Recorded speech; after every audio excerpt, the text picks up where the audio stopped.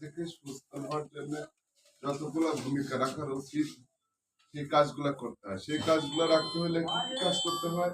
একজন মানুষ অনেক কিছু জানে না, সে জানতে হলে একজন যারা জনপ্রতিনিধি হয় তারা কিন্তু সবচেয়ে সচেতন মানুষ হিসেবে এলাকার মানুষ কিন্তু ভোট দিয়ে নির্বাচিত করে যে ওনার দ্বারা কিছু আশা করে।